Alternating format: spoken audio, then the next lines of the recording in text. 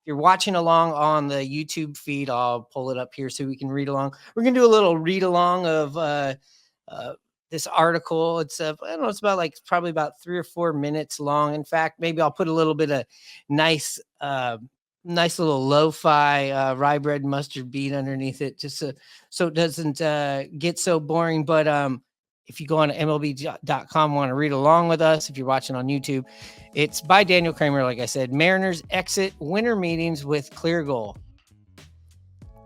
If the winter meetings have revealed anything for the Mariners, at least publicly, it's that the behind-the-scenes rumblings of the financial limitations are even more real than were initially foreseen.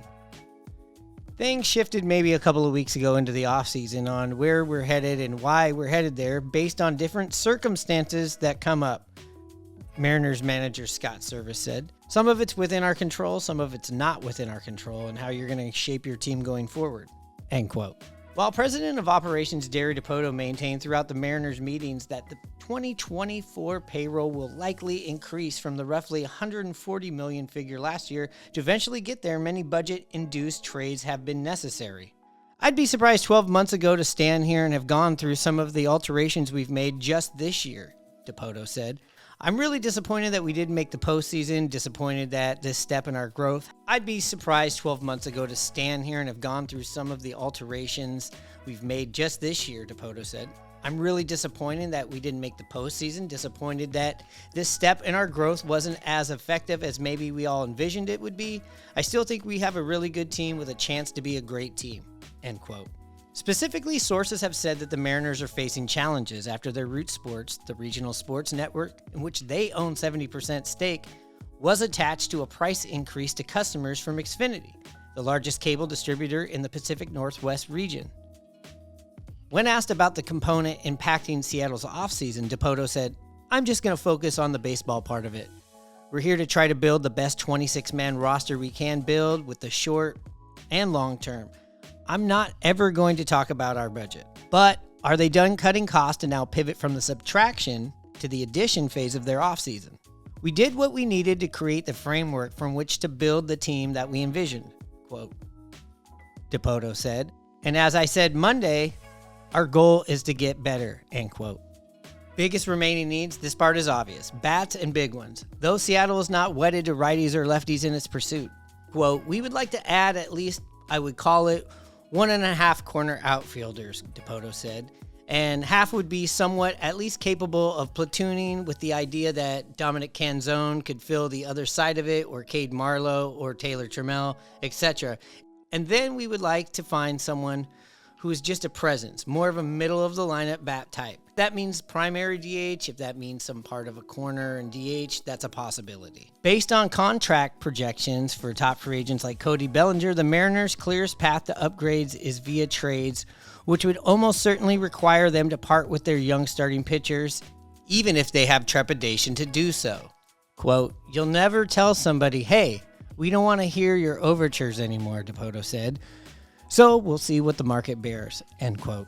After dealing Eugenio Suarez, who was owed a guaranteed $11.3 million in 2023 to Arizona on November 22nd, the Mariners traded Jared Kelenic, estimated $750,000 in 2023, Marco Gonzalez $12.25 in 23, and Evan White owed $7 million in 2023 and $8 million in 2024, and a $2 million buyout to Atlanta on Sunday to free up financials. In return, they received reliever Carlos Vargas and catcher Zebby Zavala from the D-backs, and reliever Jackson Cower and pitching prospect Cole Phillips from the Braves. They also acquired Luis Arias from the Red Sox on November 17th in exchange for reliever Isaiah Campbell.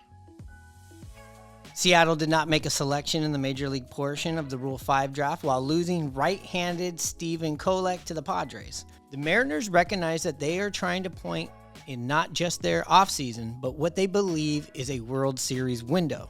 In the midst of reflection, specifically if Seattle would have taken a different approach this winter had it instead made the postseason in 2023, Dipoto recounted a recent conversation with Rangers general manager Chris Young, who told Dipoto, quote, it could have been you there at the end. Quote, I said, believe me. I thought about that every moment I was watching the postseason, Dipoto recalled. We think we have a team that can do that. I'm excited for it. I don't know if we would have been in a different situation right now where we have made the postseason, because we always think broadly. We're consistently trying to balance the present in the future. Well, I think that pretty much sums up everything right there in about 5 minutes. How we got here. I thought Daniel Kramer did a pretty good job of sifting through, like you said, all the quotes, all the crazy stories, and the what the fuck is going on. I think that's the gist of it there. Yeah, you're right. It was a great wrap. He does a really good job, and really like following along what he reports. But yeah, I mean, there's a lot to it. I mean, and one thing that wasn't mentioned I wanted to bring up too is, through all the trades and stuff, Scott Service had to answer phone calls from the remaining players on his clubs or text messages going, what the heck's going on? So yeah, it's been a hectic winter meetings for the Mariner management and coaching staff. Yeah, and some things from that article and from the quotes that I've heard, the things that stick out to me that just hit the wall and stay there are the 1.5 outfielders. Kind of sounds like a movie. Kind of reminds me of Look Who's Talking or a Naked Gun series. The 1.5 outfilders that we're what we're looking for here. I also always the goal to get better. I hate that he always has to say that, because right now it's even though things were, the rug was pulled from under him, like we all know. He was told, apparently, or we were told, there's going to be more payroll this year, but right now it looks like they went to go buy things, as far as we know, and then went to the bank account and went to the piggy bank and went to underneath the cushion on the couch or in the bedroom or wherever you hide your money, and that money was not there. If somebody wasn't balancing the books right, we obviously know this is Stanton not giving him any more money. Stanton has not even made a statement, regardless of what has been put out there. And if it wasn't true, and if he gave a shit, he'd probably have said something. I think other organizations would kind of go, oh, calm the waters down. He doesn't seem to care.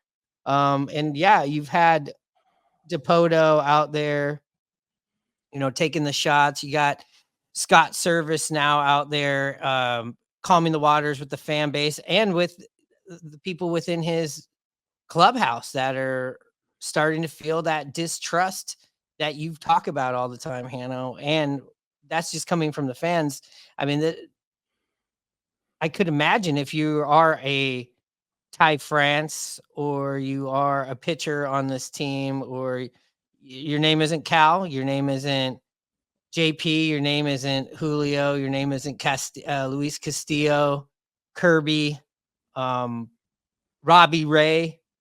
Outside of that, I think everybody else is possibly could be movable. I don't think it'll happen, but I mean, just For sure. I mean, Scott Service also threw a shot out himself, saying we have to do and deal with the cards that we were dealt with. So it was interesting to see that shot fired. At least that's how I took it. And be interesting to see if he gets his PP slapped by Stanton and Chris Larson there. that's about the only time I've ever heard Scott Service, I think, ever say anything like that. I mean, when you've been the manager for that many years and you only got one playoff, and you've been through 2 rebuilds right now, I guarantee you there's a lot boiling in there, but there's also job security that you got to worry about. And hey, I understand that. Yeah, I'm sure he's frustrated. I mean, he wants to win. He understands. He mentioned it. He knows how the fans are furious and the expectations are there. And we were lied to. We flat out were lied to. They talked, last year, thought they were going to expand and go get some guys. They didn't do it. And then this year, this comes up. It seems to be a pattern with this group, and I don't know who to blame. It's unfortunate, like you said, that Dipoto takes the shots for Stanton, but You know, I wish they'd sell the team. They're making money off of everybody in the community, from the league. 10th in attendance last year.